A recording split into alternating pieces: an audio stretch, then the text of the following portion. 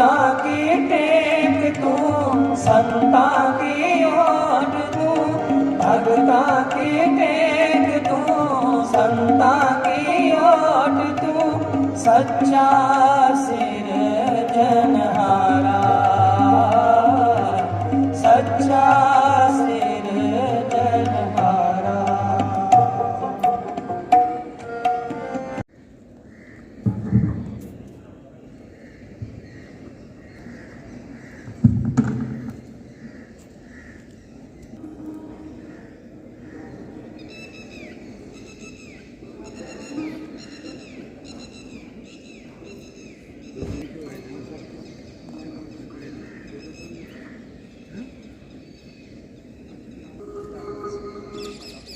Our esteemed guest,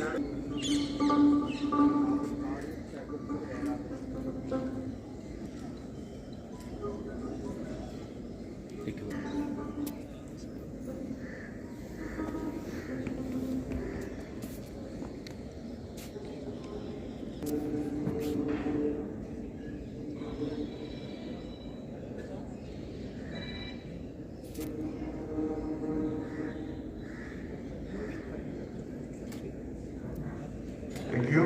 Please, who are an inspiration to us all and a guiding force to our students. सारे मेहमान मंच से पहुंच चुके हैं। उनकी कॉन्वोकेशन समारोह का रंग कालपुर का उदासता लेते हुए कॉलेज शब्द देश सेवा पर मोहे हैं धर्म से का नाटक।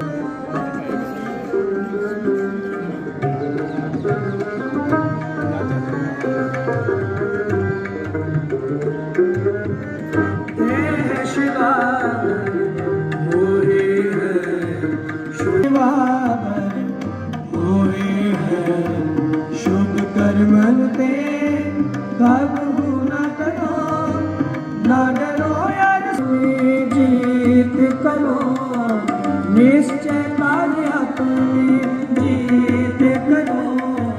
देह शिवा पूरे हैं शुभ कर्मन पे काबू न डरो, देह शिवा शुभ कर्मन पे काबू न डरो। हर सिख होया अपने ही मन को, एह लालच हो गुण तो उजरो, जग आवती शुभ कर्मन पे काबू न डरो।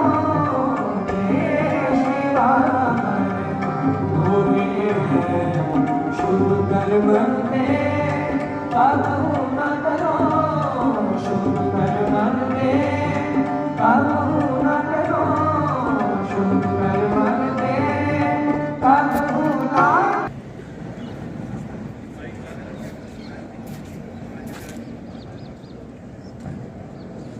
I have seen candidates welcome the students to our General Singh Scheme.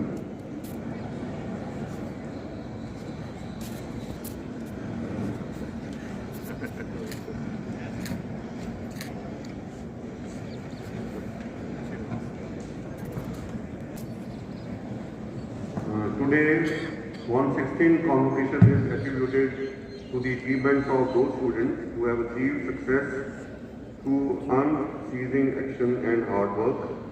I take proud to announce that today 1,415 graduates will receive degrees and 50 toppers will be by ਅਤੇ ਸਟਾਫ ਦੀ ਮਿਹਨਤ ਸਦਕਾ ਸੰਭਵ ਹੋਇਆ ਹੈ।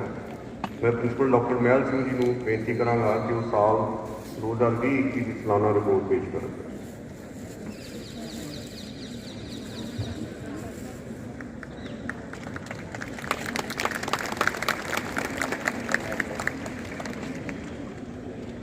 ਕਾਲਜ ਦੀ 116ਵੀਂ ਸੈਸ਼ਨ 2021 ਦੀ convocation ਦੀ ਪ੍ਰਧਾਨਗੀ ਕਰ ਰਹੇ ਸਰਦਾਰ ਸਤਿਆਜੀਤ ਸਿੰਘ ਜੀ ਮਜੀਠੀਆ ਪ੍ਰਧਾਨ ਅਤੇ ਕਨਵੋਕੇਸ਼ਨ ਦੇ ਵਿਸ਼ੇਸ਼ ਮਹਿਮਾਨ ਸਰਦਾਰ ਰਜਿੰਦਰ ਮੋਹਨ ਸਿੰਘ ਜੀ ਸ਼ੀਨਾ ਆਨਰੇਰੀ ਸਕੱਤਰ Khalsa college charitable society the Khalsa Waheguru.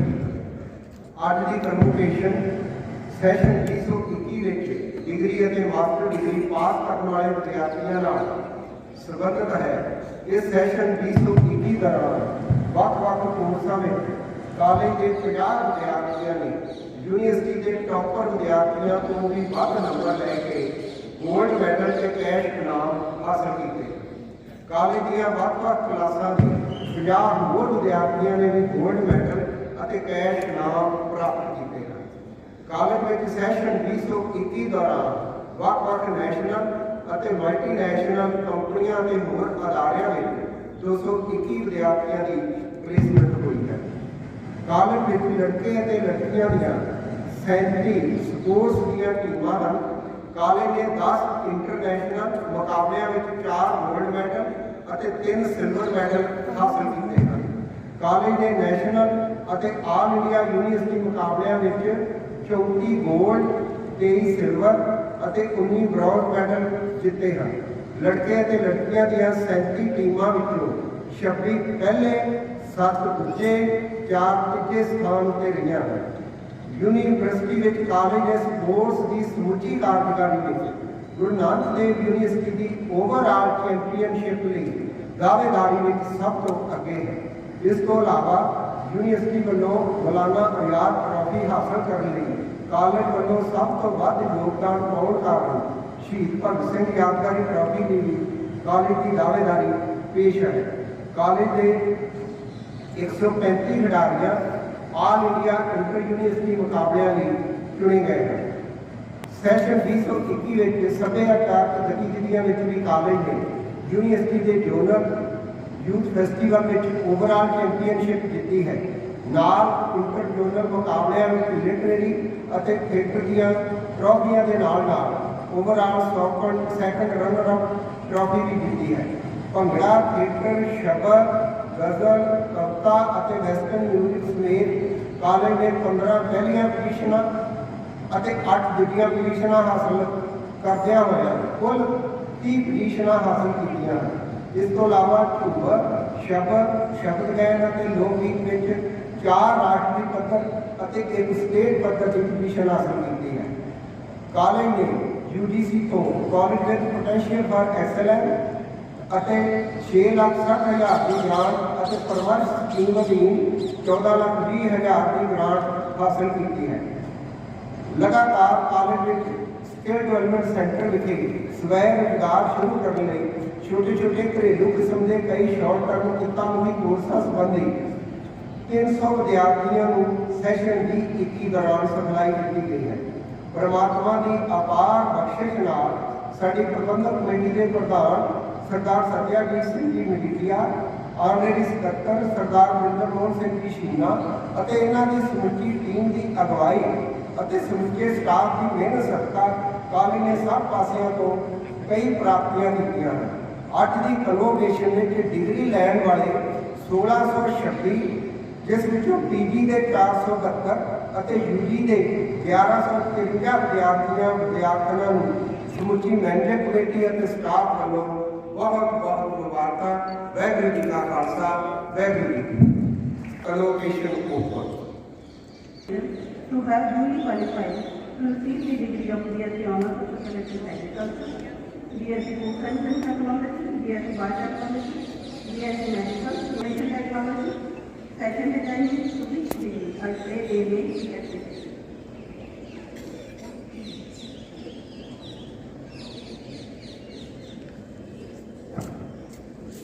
I admit you to the degree of BSc Honours.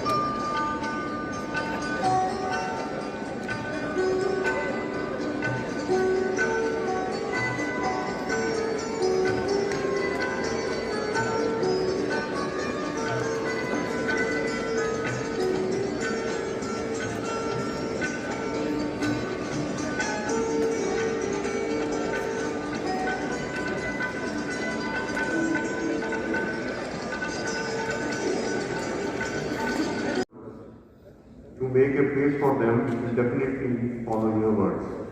Thank you once again, sir.